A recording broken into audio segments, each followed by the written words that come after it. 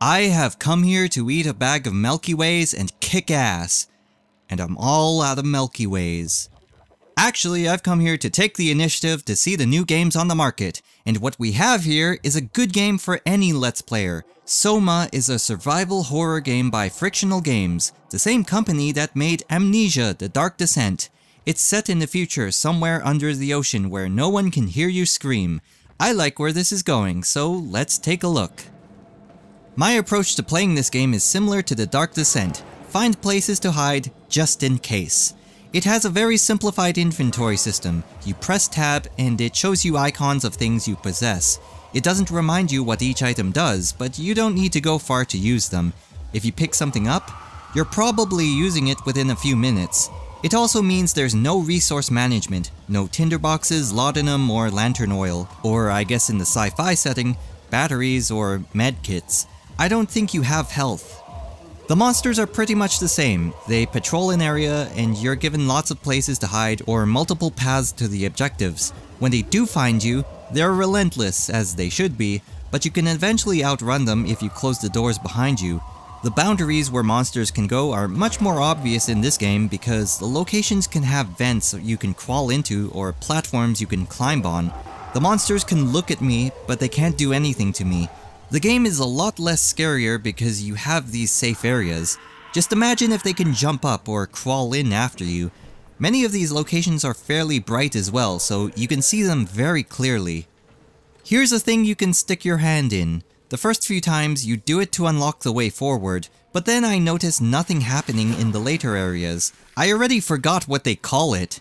When you approach it, you see some kind of health icon, but again, I don't think you have health. I have no idea what this does. That's pretty much it. The whole game is basically sci-fi Amnesia. Gameplay-wise, it's somewhere between The Dark Descent and A Machine for Pigs. Simpler puzzles, smaller areas for the puzzles, and less scary overall. In some instances, you're given a choice to do one thing or another after a puzzle. I don't know how it affects the story, but it doesn't seem like it would affect the ending. It's a good game in its own right, but it doesn't keep you on edge like The Dark Descent did. I feel like I'm just going from one area to another, solving the puzzle in that area, and hearing the story in between. It's exactly like The Dark Descent in that regard, but I feel that game was much more immersive than this one. And with that in mind, here's my analysis of the game. I'm thinking this will be similar to what happened with The Dark Descent. Lots and lots of Let's Plays. A big part of watching someone go through The Dark Descent was seeing how they react to everything in the game. The same thing will happen here, but there's not a whole lot to be scared of, to be honest. They have to overreact if they want to entertain their audience. Maybe in one or two instances, they'll genuinely freak out. Like I said before, just imagine if the monsters can jump up or crawl in after you. I've been reading complaints about poor performance in the game, but I'm not seeing it here. I'm seeing lots of particle effects when you're moving through the ocean floor, and just a lot of detail overall. I never actually messed with the video settings, but judging by the company's reputation, this will be fixed fairly quickly. In a few months, this game should have some mods in the works. Out of the box, this game is only good for one playthrough, and without the survival horror mechanics of The Dark Descent, there's not a whole lot you can do with it. It does have the sci-fi theme to it, and it's under the ocean, so any mods will revolve around this type of scenario.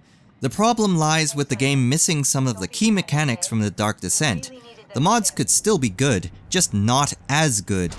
I would still look forward to them. Even if you don't have a replayable game, as long as you strike the right chords with the community, it will have long-lasting effects for the game as this thing you just have to play, for the company as a business, and their reputation for making these really engaging single-player experiences. And that's what SOMA is, a good single-player experience. It's easy to compare it to The Dark Descent and say how the game is not as good as that, but let's be honest.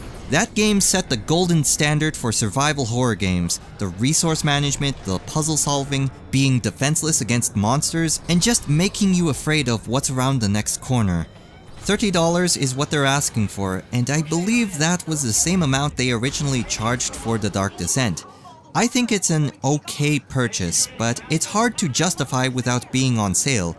Maybe you absolutely have to play this game right now, but I would recommend you wait for the price to drop. In a few months, we'll follow up on the game to see what happens. Thanks for watching.